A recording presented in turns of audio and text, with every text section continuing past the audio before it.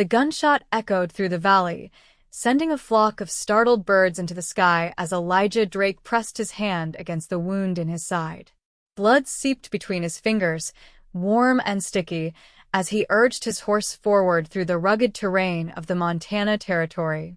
The year was 1876, and Elijah had just made a powerful enemy in the ruthless land baron who'd ambushed him on his way back to his homestead. His thoughts weren't on his own survival, though. They were fixed on his 6-month-old son, alone at home with no one to care for him since his mother had passed during childbirth. The pain grew more intense with each jostling step his horse took. Elijah's vision blurred, the landscape swimming before his eyes as he struggled to remain conscious.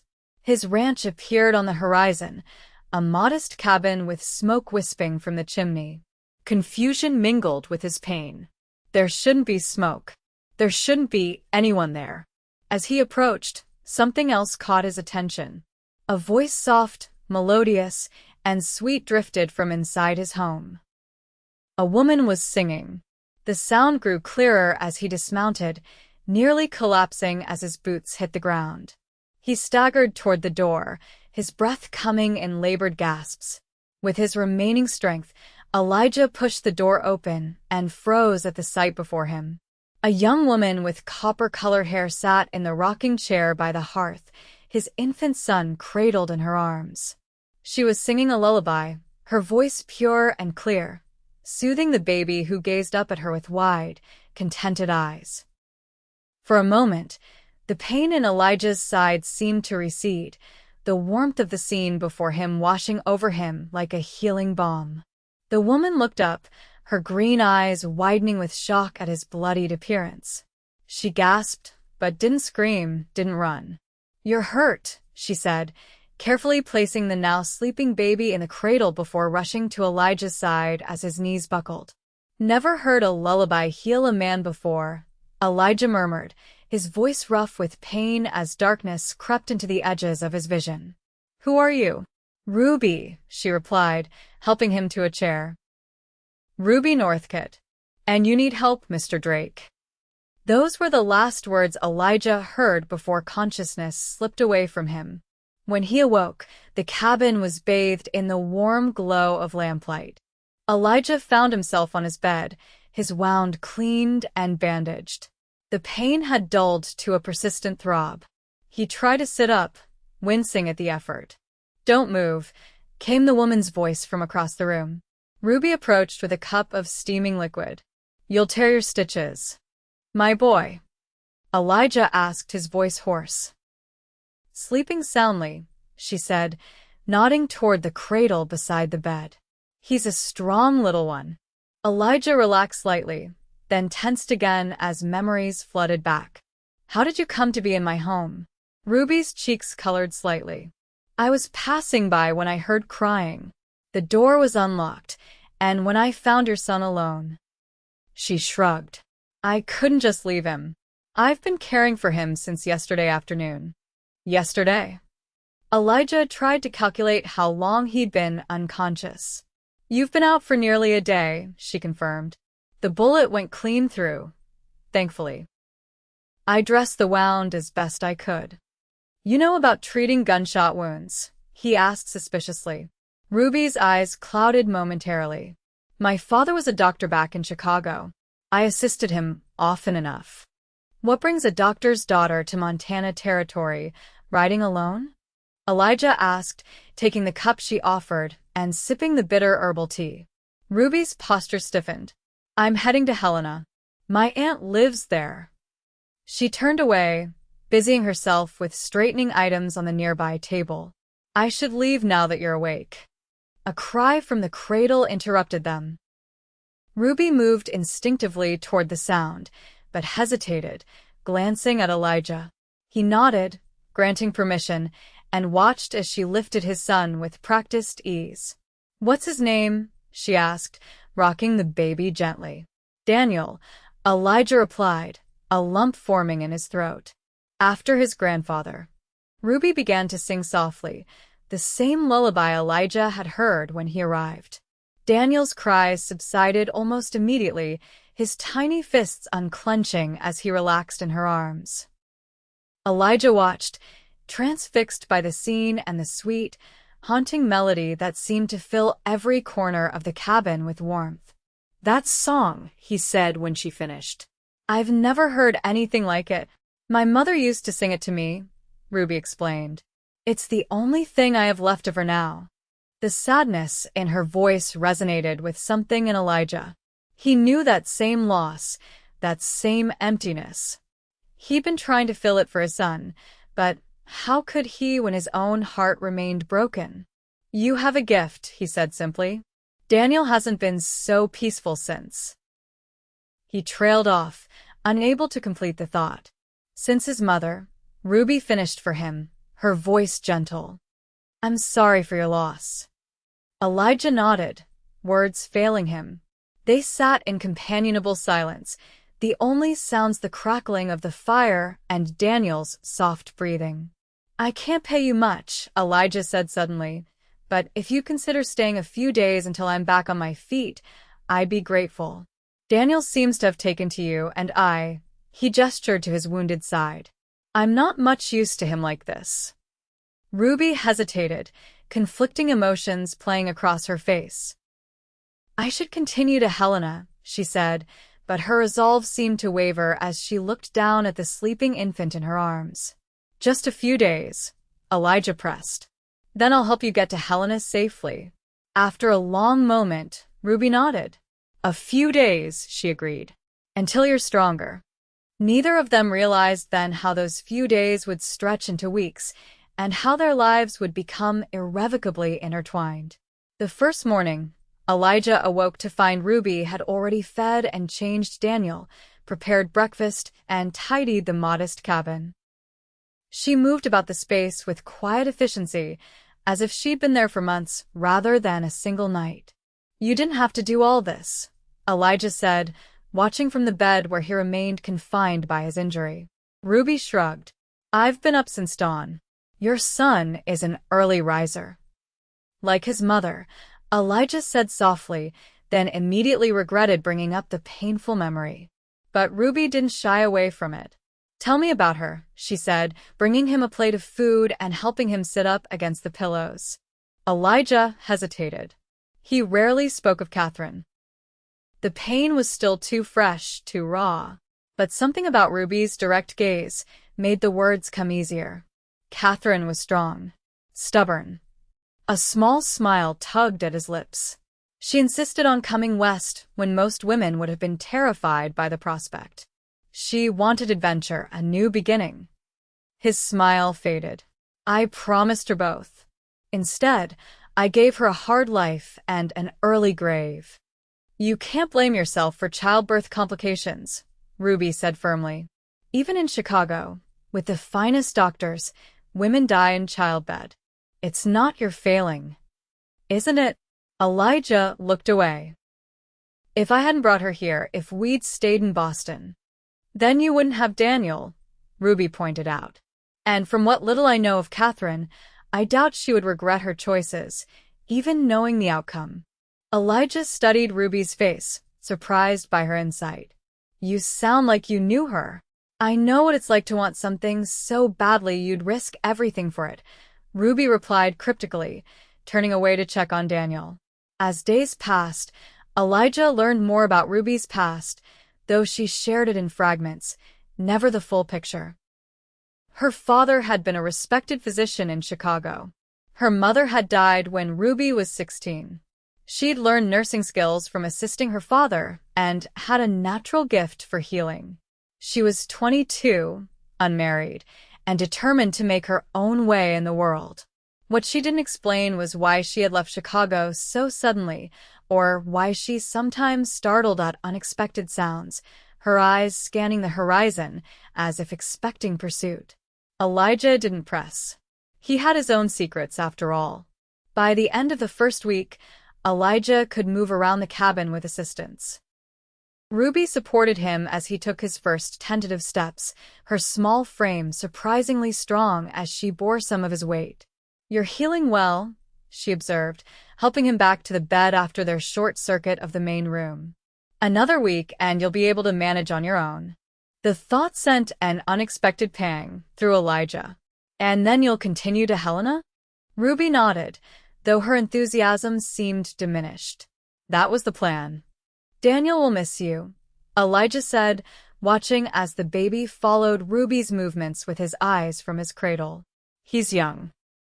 He'll forget me soon enough, Ruby replied, but her voice caught slightly. That night, as Ruby sang Daniel to sleep, Elijah found himself drawn not just to her voice, but to the tender expression on her face as she cradled his son. Something was blooming in his chest, something he'd thought had died with Catherine. The realization both frightened and exhilarated him. Ruby looked up, catching him watching her. Their eyes held for a long moment before she gently placed Daniel in his cradle and excused herself to sleep in the small alcove Elijah had arranged for her privacy. The next morning, the peaceful routine they'd established was shattered by the sound of approaching horses. Elijah was instantly alert, reaching for the rifle he kept by the bed. Stay inside, he instructed Ruby, who had gone pale at the sound. Take Daniel to the back room. Who is it? She asked, gathering the baby to her chest. Probably nothing, Elijah said, though his tense posture belied his reassuring words. Neighbors checking in, maybe. But as he peered through the window, Elijah's expression hardened. 3 riders approached, led by a man in a black coat and hat. Victor Holloway, the land baron who'd shot Elijah during their last encounter. Ruby, Elijah said urgently, take my horse from the stable. There's a path behind the house that leads to the creek. Follow it north to the Wilson homestead. Tell them what's happening. I'm not leaving you here, Ruby protested. You have to protect Daniel, Elijah said, the steel in his voice brooking no argument. I'll hold them off. Ruby hesitated, then pressed Daniel closer to her chest and hurried to the back room. Elijah positioned himself by the window, rifle at the ready, and waited for the riders to approach. Holloway reined in his horse's safe distance from the cabin. Drake, he called. I've come to finish our business. There's no business between us, Holloway, Elijah shouted back. I've told you before, this land isn't for sale. Every man has his price, Holloway replied. I've just been offering the wrong currency. He gestured to his companions, who spread out, flanking the cabin. Maybe watching your home burn will change your mind. Elijah's grip tightened on his rifle. From the corner of his eye, he saw Ruby slip out the back door, Daniel wrapped securely against her chest. Relief flooded through him, followed immediately by a wave of determination. He had to give them time to escape. This is your last warning, Holloway, Elijah called. Leave my property now. Holloway's response was a signal to his men, who dismounted and began to approach the cabin from different angles. Elijah fired a warning shot, sending one of the men scrambling for cover. Next one won't miss, Elijah promised. The standoff continued, with Elijah firing strategically to keep Holloway's men at bay without wasting ammunition. But he was still weak from his wound, and soon his vision began to blur with fatigue. He knew he couldn't hold out much longer. Just as Holloway's men prepared for a final rush on the cabin, new riders appeared on the horizon. Elijah recognized Samuel Wilson leading a group of neighboring homesteaders, all armed and riding hard toward the confrontation. Holloway, seeing he was now outnumbered, reluctantly signaled his men to retreat. This isn't over, Drake, he called as they mounted up. No one defies me in my own territory. This isn't your territory, Samuel Wilson replied, his voice carrying across the distance. And if you threaten one of us again, you'll have all of us to deal with. Holloway spat on the ground, but wisely chose not to press the issue with so many rifles pointed in his direction. He and his men rode off, dust rising in their wake. As the neighbors dismounted, Ruby emerged from behind them. Daniel still held close. Her face was flushed from riding, her hair wild around her shoulders, but her eyes were fierce with relief and lingering fear. You came back, Elijah said, surprise evident in his voice as he met her at the door. "I couldn't leave you to face them alone," she replied. "The Wilsons were already on their way when I reached their place. Mrs. Wilson is watching Daniel." Elijah's gaze swept over her, as if reassuring himself she was truly unharmed. Without thinking, he pulled her into a one-armed embrace, his rifle still clutched in his other hand. Ruby stiffened momentarily, then relaxed against him, her breathing ragged from the exertion and emotion. "Thought we might be too late," Samuel said, approaching the cabin. Ruby here rode like the devil was on her tail. "Got us moving quick." Elijah released Ruby, though reluctantly. "I'm grateful to all of you," he said to the gathered neighbors. "Holloway won't give up easily, though." "Then we'll need to be ready for him," Samuel replied. "But that's a concern for another day. Right now, let's get you both back inside. You look ready to keel over, Drake." Indeed, the confrontation had sapped Elijah's limited strength. With Ruby and Samuel supporting him, he made it back to the bed, where he collapsed, his wound throbbing anew. As the neighbors dispersed, promising to keep watch and return the next day, Ruby fetched Daniel from Mrs. Wilson and settled back into the cabin routine. But the atmosphere had changed between them. The danger they'd faced together had forged a new bond, one neither was quite ready to acknowledge. That night, after Daniel was asleep, Ruby sat beside Elijah's bed, changing his bandages in silence. "Thank you," he said finally, "for coming back. You could have kept riding to Helena." Ruby's hands stilled on the bandage. "I couldn't leave," she admitted softly. "Not without knowing you were safe." "Because of Daniel," Elijah suggested, watching her face carefully.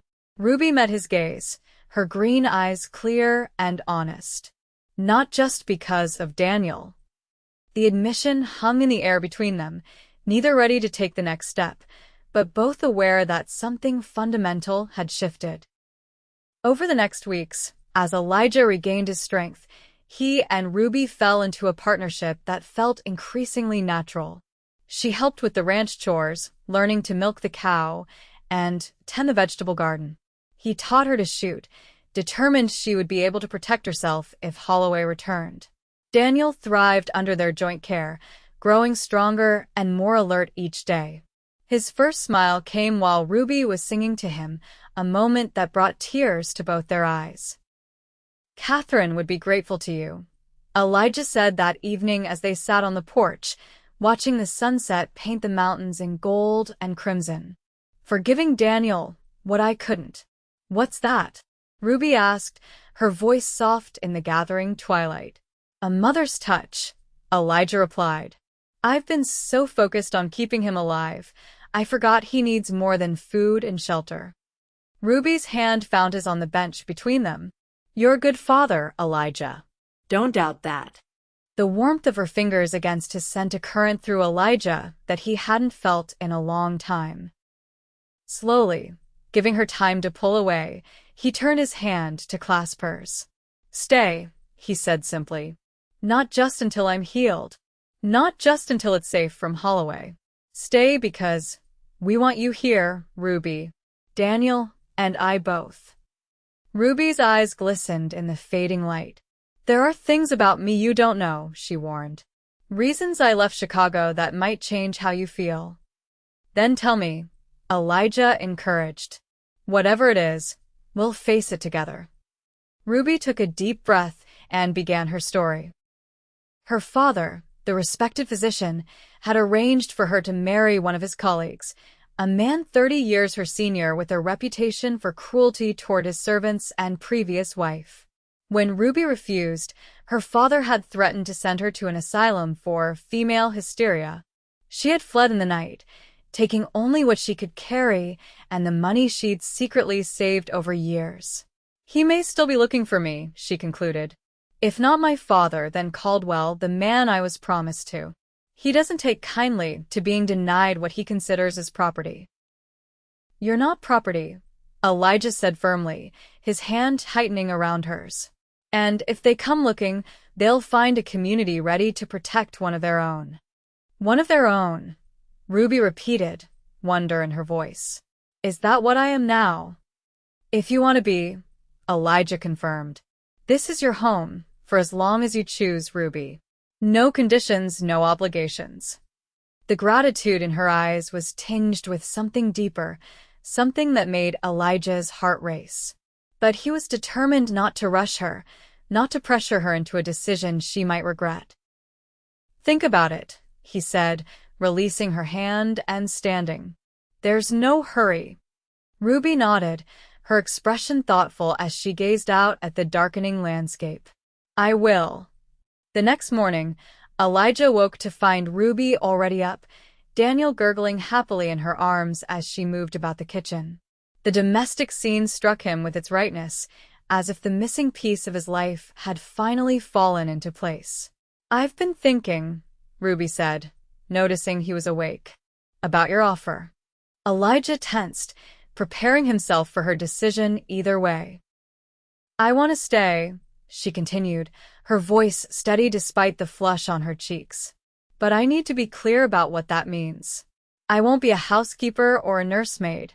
If I stay, it's as an equal partner in this homestead and in raising Daniel. Elijah crossed the room to her, his steps slow but sure.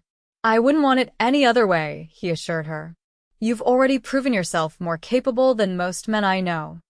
A smile tugged at Ruby's lips. Is that your idea of a compliment, Mr. Drake? It's my idea of the truth, Miss Northcott, he replied, his own smile widening. And perhaps, in time, we might discuss changing your name to something that better reflects your place here. Ruby's eyes widened at the implication, but she didn't shy away from it.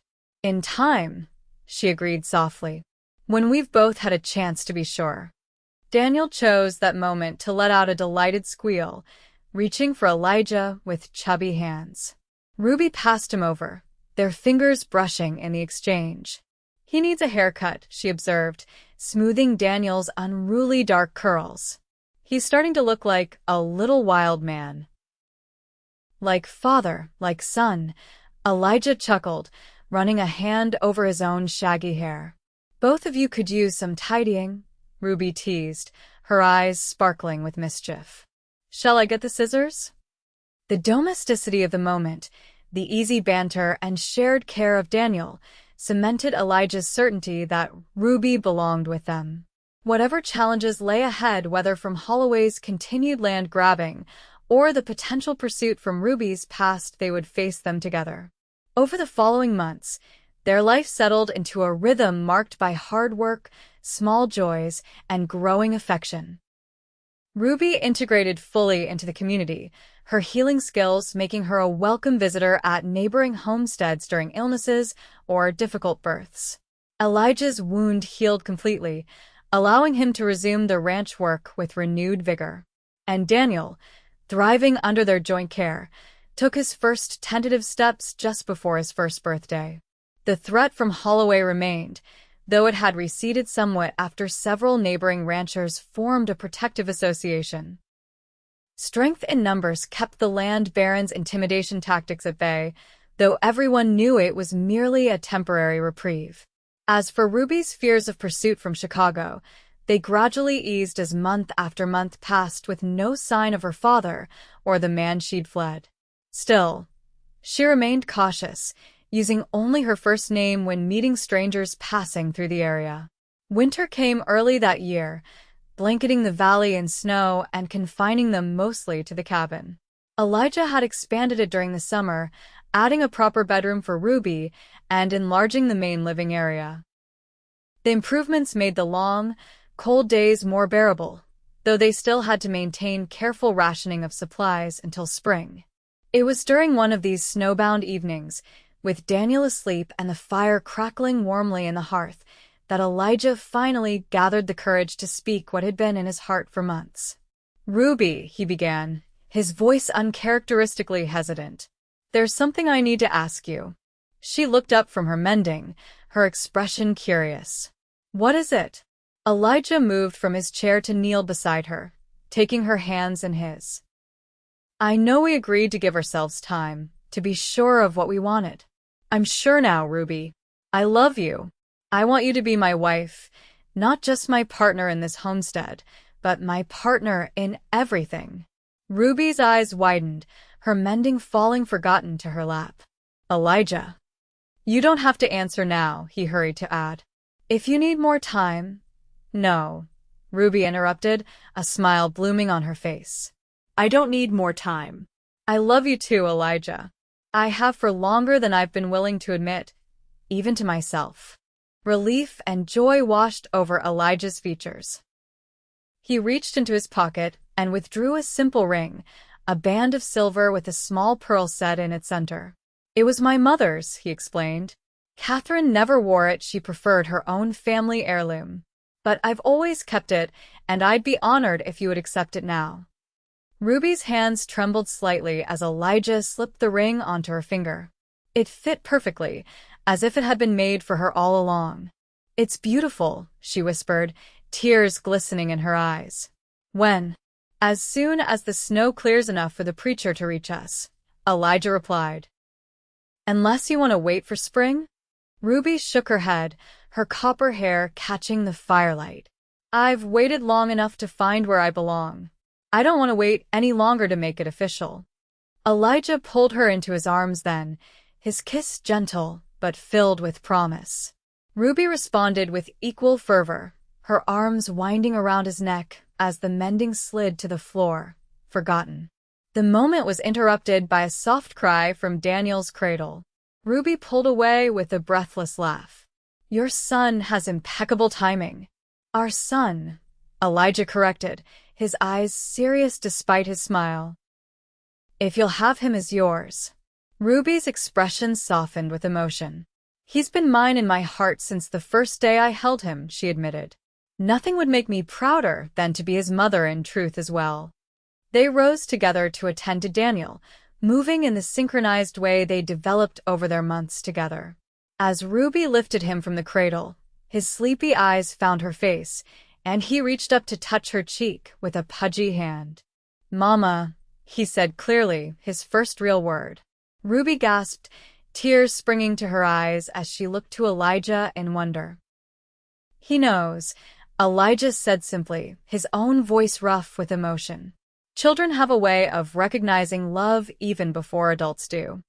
Ruby hugged Daniel close, her tears falling into his dark curls as she began to sing the lullaby that had first drawn Elijah to her. The sweet melody filled the cabin, wrapping around the three of them like an embrace, a family forged not by blood but by love and choice. Their wedding took place 2 weeks later, after an unexpected thaw allowed the circuit preacher to make his way to their homestead. The ceremony was simple but heartfelt, with neighbors gathering to witness their vows and celebrate with a modest feast afterward. Ruby wore a dress of deep blue that Mrs. Wilson had helped her sew, with Catherine's pearl ring on her finger and wildflowers in her hair.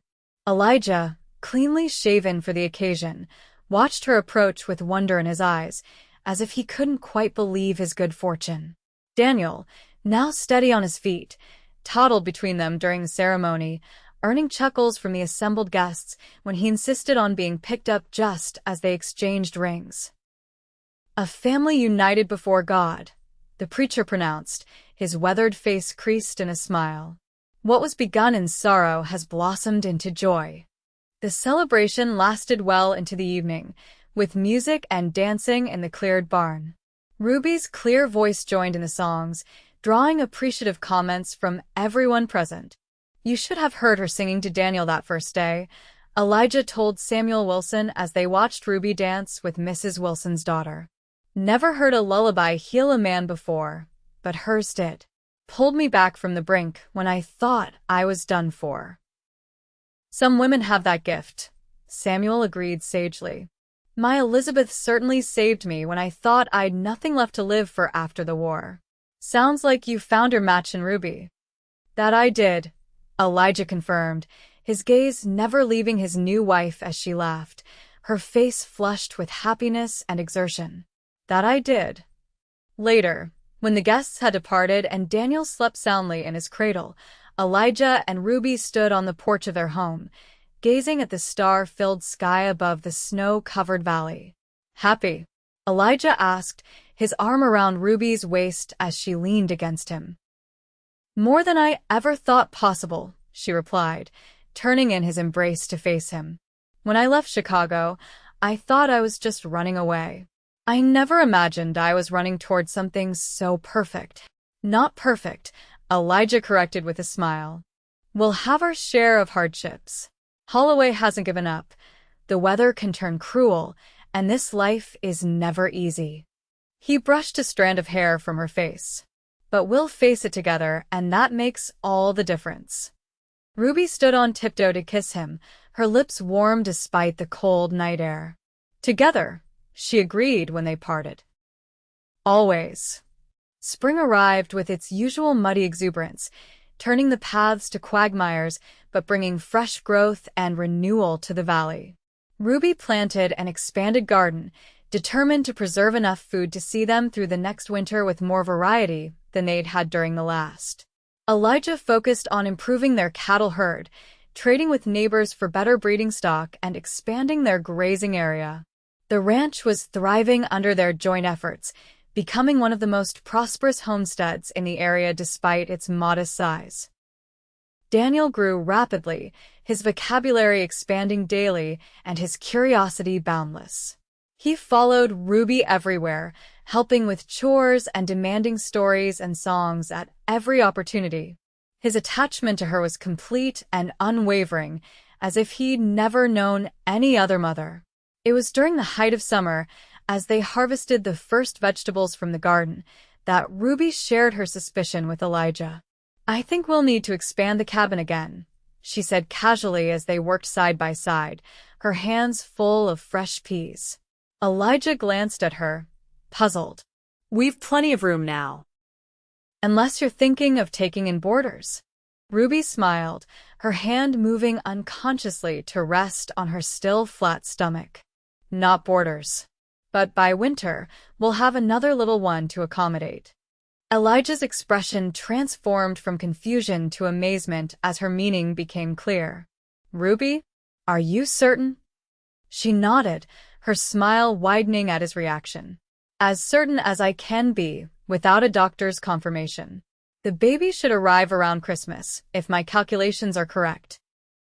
Elijah hooped with joy, lifting Ruby off her feet and spinning her in a circle, sending the peas scattering across the garden path. Her laughter joined his, bright and clear in the summer air. Daniel will have a brother or sister. Elijah marveled, setting Ruby gently back on her feet, but keeping his arms around her. Our family is growing. In more ways than one, Ruby agreed, her expression suddenly serious. Elijah, I received a letter yesterday from Helena, forwarded from Chicago. His joy dimmed slightly at the shadow that crossed her face. Your father? Ruby nodded. He's ill. Dying, according to the letter. He's asking to see me before the end. Elijah's protective instinct flared. It could be a trap. A way to lure you back. I thought of that, Ruby acknowledged. But the letter was written by my father's housekeeper, a woman who is always kind to me.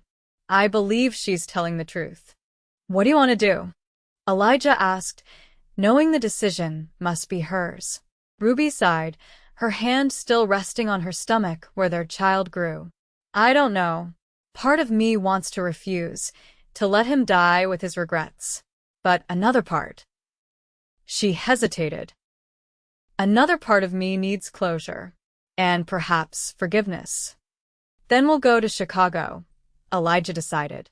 All of us, together. I won't let you face this alone. Ruby's gratitude shone in her eyes. It would mean leaving the ranch unattended during the harvest. Samuel and the others will help, Elijah assured her.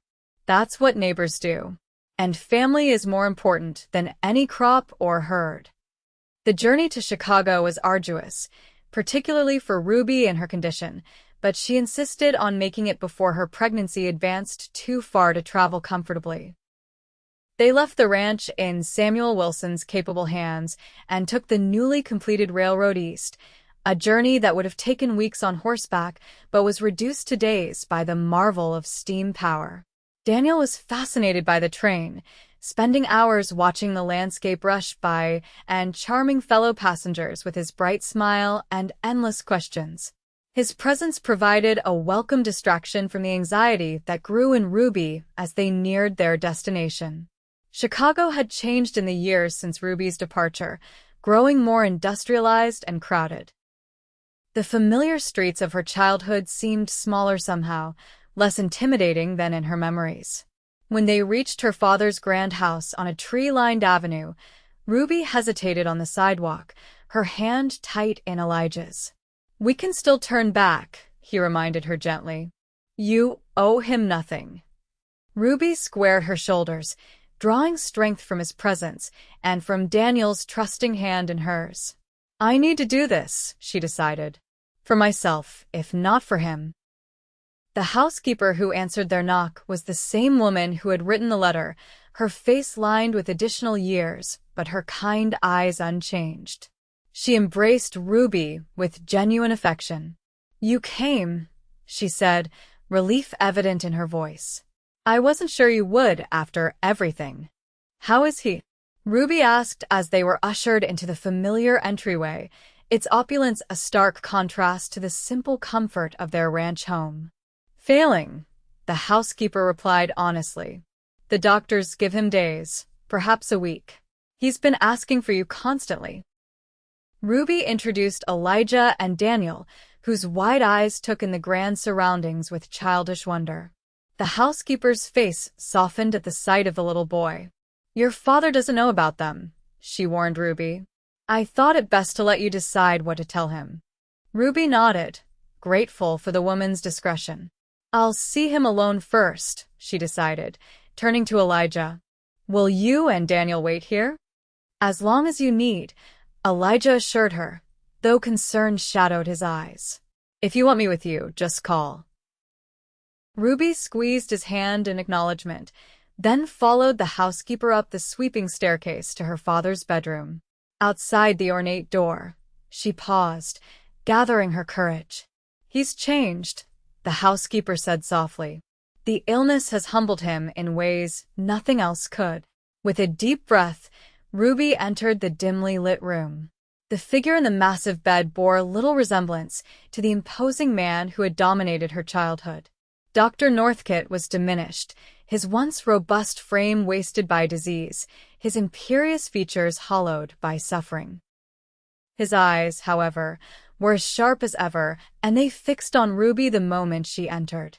"You came," he said, his voice a raspy shadow of its former authority. "I came," Ruby confirmed, approaching the bed but stopping short of touching him. "I didn't think you would." A rattling cough interrupted his words. "After what I tried to do to you." Ruby remained silent, unwilling to make this easier for him. "I was wrong," he continued, the admission clearly costing him effort. "About Caldwell. About you. About everything. I learned later what kind of man he truly was. What I almost condemned you to. And if he had been the paragon you believed him to be," Ruby challenged, "would it have been right to force me then?" Her father closed his eyes briefly. "No," he admitted. "That is what illness teaches you. The folly of believing you can control others' lives. The arrogance of it." Ruby's stern expression softened slightly at the genuine regret in his voice. She moved closer, taking the chair beside his bed. "I forgive you," she said simply. "I've found happiness despite your plans for me, not because of them." Relief washed over her father's gaunt features. "Tell me," he requested. "Tell me about your life." And so Ruby did, describing the Montana Territory, the ranch, and most of all Elijah and Daniel. As she spoke, her father's expression shifted from curiosity to something approaching contentment. "You married a rancher," he marveled. "My daughter, who was raised in silk and society." "I married a good man," Ruby corrected. "The finest I've ever known. And I've never regretted exchanging silk for homespun wool." "I would like to meet him," her father said, surprising her. "And the boy." "My grandson." The words seemed foreign on his tongue. Ruby hesitated, then nodded. "I'll bring them in," she agreed, rising from the chair. But know this, if you say anything to hurt them or judge our life, it will be the last time you see any of us. Her father nodded weakly. I have no right to judge. Not anymore. When Ruby returned with Elijah and Daniel, her father made a visible effort to sit up straighter in the bed. His eyes studied Elijah with a physician's assessing gaze, noting the strength in his frame and the protective way he stood beside Ruby. Mr. Drake, he acknowledged. It seems I owe you a debt of gratitude for caring for my daughter. Ruby doesn't need caring for, Elijah replied evenly. She's the strongest person I know. But we take care of each other, sir. That's what family does. A flicker of respect showed in the older man's eyes at Elijah's directness. His gaze shifted to Daniel, who was regarding the bedridden stranger with solemn curiosity. And who is this young man? He asked, his voice gentler than Ruby had ever heard it. This is Daniel, Ruby answered, encouraging the boy to step forward. Daniel, this is my father. Your grandfather. Daniel considered this information seriously. Are you sick? He asked finally, his childish directness cutting through the tension in the room. A surprised laugh escaped Dr. Northcott, triggering another bout of coughing. When it subsided, he smiled weakly at the child. Yes, I'm very sick. Too sick to get better, I'm afraid. Daniel nodded, accepting this with the straightforward understanding of the very young. Ruby sings when I'm sick, he offered. It helps. The use of Ruby's first name rather than mother caught Dr. Northcott's attention. His questioning glance at Ruby prompted her to explain Daniel's parentage and how she had come to be his mother in heart, if not by birth. So you found a ready-made family, her father observed. Perhaps fate has a sense of irony after all. Not fate, Ruby corrected. Choice. We chose each other. And soon we'll welcome another child, one who will never know the difference between Daniel and itself. Her father's eyes widened at this news, emotions flickering across his face too rapidly to interpret. A grandchild of my blood, he murmured, though I'll not live to see it. No, Ruby agreed gently. But knowing is something, isn't it? They stayed with Dr. Northcott for several hours, the conversation growing easier as initial tensions eased. When Daniel began to tire, Ruby prepared to take him back to the hotel where they had arranged rooms. Will you come again tomorrow? Her father asked, a hint of the old commanding tone creeping back into his voice. Ruby exchanged glances with Elijah, who nodded his support. We'll stay in Chicago until... She didn't complete the thought, but her father understood. Until the end, he finished for her. Not long now, I think. But knowing you're here, that you found happiness. He reached for her hand, his grip surprisingly strong despite his weakness. It brings me peace I don't deserve. Ruby hesitated, then leaned down to kiss his forehead, a gesture of forgiveness more powerful than any words. Rest now. We'll return in the morning. Dr. Northcott passed away 3 days later, slipping away peacefully in his sleep with Ruby at his bedside. The funeral was attended by Chicago's medical elite and social leaders, many of whom were visibly curious about the daughter who had returned from the West with a rancher husband and child. Ruby endured their scrutiny with quiet dignity, her hand firm in Elijah's as they stood by the grave. To their surprise, Dr. Northcott had amended his will in the days following their arrival, leaving the bulk of his considerable estate to Ruby, with specific provisions for Daniel and the unborn child. What will we do with it all? Ruby wondered as they walked through her father's house afterward, surveying the accumulated wealth of generations. We can't take it back to Montana. We'll do whatever you think best, Elijah assured her. It's your inheritance. Ruby considered the options carefully. In the end, she decided to sell the house and most of its contents, setting aside certain family heirlooms to be shipped to Montana. The majority of the money she placed in trust for Daniel and the new baby, ensuring their education and future security. A significant portion she donated to the women's hospital where her father had once worked, with the stipulation that it be used to treat patients who couldn't afford care. He would have hated that, she admitted to Elijah with a small smile as they finalized the arrangements. But I think it's what the money should be used for. Healing, not hoarding. Elijah embraced her, his admiration evident. You continue to amaze me, Ruby Drake. Their return journey to Montana was more comfortable than the trip east, with Ruby now able to afford private accommodations on the train for her expanding family. As they crossed the plains, watching the landscape transform from settled farmland to the wilder territories of the West, Ruby felt a growing sense of homecoming. Eager to get back? Elijah asked, noticing her brightening mood as familiar landmarks began to appear. More than I can say, Ruby admitted. Chicago was never really home, even when I lived there. The ranch is where I belong now. Daniel, who had spent the journey charming fellow passengers with his stories about his real home, climbed into Ruby's lap, careful of her growing belly. At nearly 2, he was becoming more aware of the impending arrival of a sibling. Baby coming soon? He asked, patting Ruby's stomach with gentle curiosity.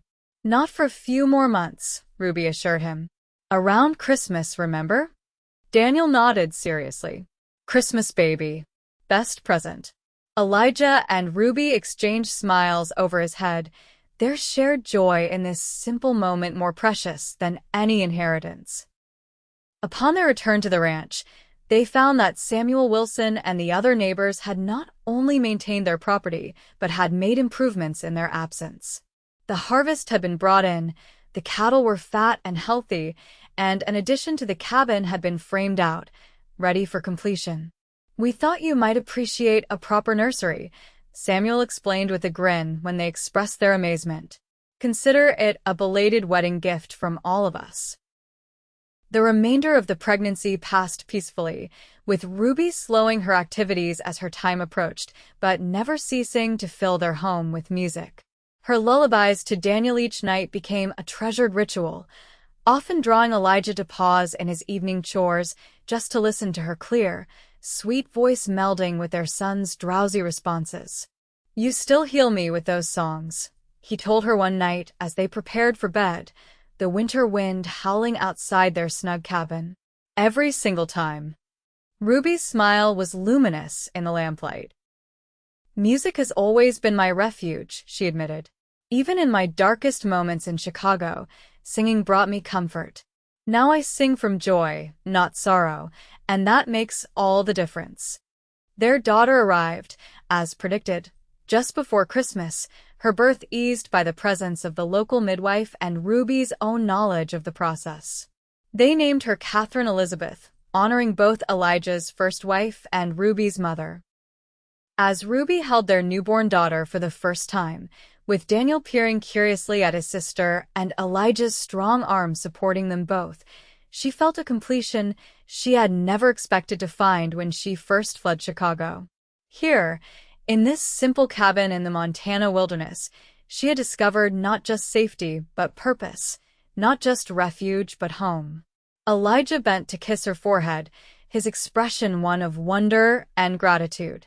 Look what we've built together, he murmured, encompassing with a gesture their children, their home, and the life they'd forged. It began with a lullaby, Ruby reminded him, her voice soft with emotion. One song when you and Daniel needed it most. And it will continue with many more, Elijah replied. A lifetime of them, Ruby. That's my promise to you. As if in response, baby Catherine let out a tiny cry. Daniel, already showing the protective instincts of an older brother, reached out to touch her hand. Sing to her, Mama, he urged. Make her feel better, like you do for me. Ruby's heart swelled at his use of Mama, still relatively new but increasingly natural on his lips. With Elijah's arms still around her and Daniel pressing close to her side, she began to sing the lullaby that had first brought them together, its gentle melody wrapping around their family like an embrace. Outside, snow began to fall, blanketing the valley in pristine white as a new year approached, promising fresh beginnings and continued growth for the family brought together by chance, bound by choice, and sustained by love. Their story, which had begun in pain and loss, had transformed into one of healing and hope, proof that even in the harshest landscapes, beauty could bloom and thrive. And in the years to come, as their children grew and their ranch prospered, the lullaby that had first drawn them together remained a constant, a reminder of how a simple song had changed the course of their lives forever.